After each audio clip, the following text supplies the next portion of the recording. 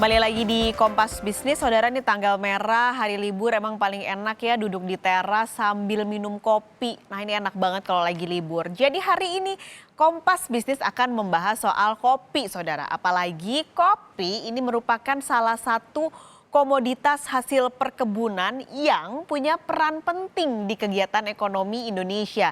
Maka hari ini Kompas Bisnis akan bahas soal industri kopi Indonesia. Jadi berdasarkan data terbaru dari Badan Pusat Statistik, total produksi kopi yang dihasilkan Indonesia di tahun lalu di 2019 ini mencapai angka 742 ribu ton. Dan kebanyakan dari angka tersebut dihasilkan oleh perkebunan rakyat. Jadi produksi sekitar 700 ribu ton ini akhirnya menempatkan Indonesia menjadi penghasil kopi terbesar keempat di dunia.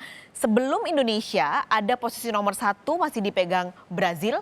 Posisi nomor 2 tetangga kita Vietnam yang selalu aja ngalahin Indonesia di segala bidang ekspor ya, termasuk kopi. Dia posisi nomor 2 sekarang untuk produksi. Dan juga Kolombia, baru nomor 4-nya Indonesia. Nah kami akan tunjukkan kepada Anda saudara data-data mana saja wilayah yang saat ini jadi penghasil kopi terbesar di Indonesia. Ini adalah wilayah terbesarnya saudara. Jadi kalau Anda lihat dari peta dari data BPS, paling banyak ini masih didominasi oleh wilayah Sumatera. Untuk angka tertinggi masih dihasilkan oleh Sumatera Selatan 26%, disusul oleh Lampung 15%, Aceh 10%, 10% juga ada di Sumatera Utara dan Bengkulu 8%. Ini semuanya ada di wilayah Sumatera. Sementara 31% terpecah di 28 provinsi lain. Jadi kalau dipersenkan memang kecil sekali karena ada 28 provinsi dari persentase 31% ini. Nah dari seluruh produksi kopi di Indonesia yang tadi saya sebutkan sekitar 700 ribuan itu, kebanyakan memang masih untuk pasar ekspor. Nah di 2020 ini rantai pasok di Indonesia ini sebenarnya terdampak pandeminya cukup banyak saudara, terutama angka penjualan. Karena konsumsi domestik maupun permintaan ekspor ini sama-sama turun. Apalagi kalau Anda lihat ini angka ekspornya memang tidak stabil ya bisa dibilang. Dari 2016 naik, di 2017 lalu anjlok di 2018 dan 2019 naik lagi tapi belum bisa mencapai angka di 2017 yaitu 467 ribu ton. Yang jadi kendala saat ini adalah sebenarnya bagaimana nih Indonesia, pemerintah bersama dengan petani kopi bisa menjadikan komoditas kopi menjadi komoditas yang berkelanjutan. Jadi khawatirnya kalau terlalu banyak dimanfaatkan saat ini, bagaimana kabarnya 20 atau 30 tahun lagi? Ada kekhawatiran komoditas ini bisa saja nanti menjadi langka. Ini tantangannya. Terlebih ada soal perubahan iklim saudara.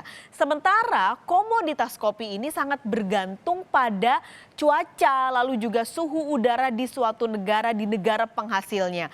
Misalnya jenis Arabica dia tumbuhnya lebih baik di suhu udara yang dingin, lalu juga dia kalau ada di suhu udara yang panas ini nggak bisa bertahan lama karena akan terserang hama. Nah itu khawatirnya. Jadi bagaimana nantinya produksi ini bisa berkelanjutan. Apalagi dari angka ekspor yang tidak stabil ini. Bicara soal ekspor, negara tujuan ekspor terbesar saat ini adalah Amerika Serikat. Lalu Malaysia, Italia, Mesir. Bayangin Italia aja yang sebenarnya kopinya nikmat gitu ya, penghasil kopi juga cukup besar, tapi ternyata dia masih impor dari Indonesia. Dan setelah Mesir ada Jepang. Tapi kalau kita buat rata-ratanya Indonesia ini masih jadi eksportir kopi nomor 8 saudara di dunia. Jadi kinerjanya ini sebenarnya buncit ya dari 10 besar ini, bahkan tertinggal lagi-lagi dari Vietnam. Padahal kalau Anda pencinta kopi, suka nyobain kopi Indonesia, kopi Vietnam, rasa dan juga kualitasnya sebenarnya nggak kalah dari Vietnam. Nah, jadi ini kopi pun kita harus cari tentunya pemerintah bersama-sama dengan asosiasi juga mencari peluang lagi nih pasar ekspor mana yang masih bisa dimanfaatkan. Apalagi sekarang sepertinya ngopi udah jadi kebutuhan sehari-hari kan. Yang harus diperbaiki saat ini adalah petaninya nih bisa memenuhi standar ekspor kopi dunia. Salah satunya adalah branding para petaninya dan juga bagaimana petani ini bisa masuk digital. Nah, di sisi lain Indonesia juga sebenarnya masih ngimpor. Melihat angkanya ini 2018 cukup tinggi 78, tadi berkebalikan dengan angka ekspornya yang turun. Di 2018 malah naik cukup signifikan dibandingkan pada 2017.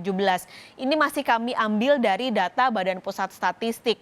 Nah, dengan tren ngopi yang makin menjamur di Indonesia, kebutuhan akan komoditas kopi juga makin besar, terutama di domestik. Sementara produksi Indonesia pertumbuhannya ya pelan, tapi kadang tidak stabil juga kalau tadi dilihat angkanya. Apalagi melihat dari kopi di tiap-tiap negara ini punya rasa yang berbeda-beda. Kopi Indonesia mungkin beda dengan kopi dari Brazil atau kopi dari Vietnam. Memang bergantung sekali pada jenis tanahnya, kelembapannya dan juga cuacanya. Jadi pengalaman rasa para tukang ngopi ini pun akhirnya menyumbang angka impor kopi. Jadi ini yang memang harus dijaga dan jangan sampai impornya malah jadi naik signifikan ya karena para tukang ngopi ini.